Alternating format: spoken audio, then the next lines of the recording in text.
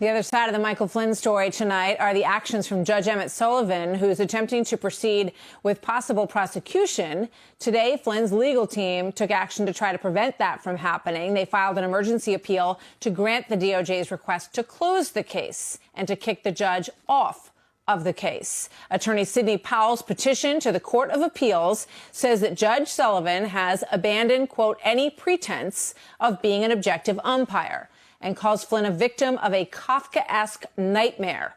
Minutes before the appeal was filed, Judge Sullivan scheduled an oral argument in the case for July 16th.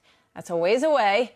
And here now, Ken Starr, former independent counsel under President Clinton and author of Contempt, a memoir of the Clinton investigation. Ken, good to see you this evening. So what do you think of Sidney Powell's move here to try to take this to an appeals court to see if they will uphold the DOJ's decision?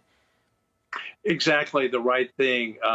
I'm very surprised that Judge Sullivan, who has an excellent reputation, but we're in violation right now of Civics 101. He's a judge. He's not the prosecutor.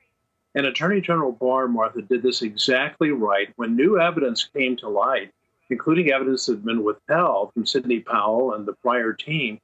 He had an assessment. He, the Attorney General, had an assessment done. That assessment resulted in the judgment, we must dismiss these charges. The charges never should have been brought. That should have been granted by the judge. Go ahead.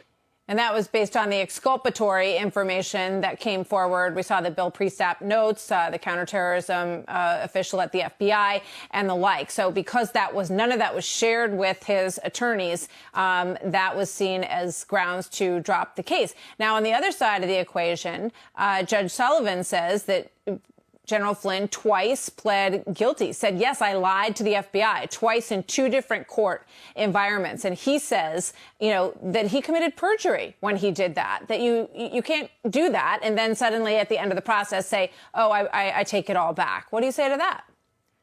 What we know is that he was under intense pressure. The charges never should have been brought. The charges were unfair from everything that we know by Bob Mueller's team. So this has been a series of terrible injustices. The interview itself by the FBI should not have taken place. The FBI had investigated him for 4 months and were closing the case. That determination was countermanded as a political matter. And you just talked about the other dimension of this intrusion into the process of transition from one government to the next, one administration to the next. Here's the point. It's the Justice Department's prerogative whether to dismiss the charges. The Attorney General of the United States made that determination based on recommendation by a career prosecutor who looked very carefully at this. General Flynn has been done an injustice. He was under terrific pressure. I call it coercion. So the case should, in fact, be thrown out. And I hope that's what my old court, the D.C. Circuit, sees fit to do, to order Judge Sullivan, notwithstanding his superb reputation over the years. You've gone too far. You've crossed the bounds. You are now seeking to become a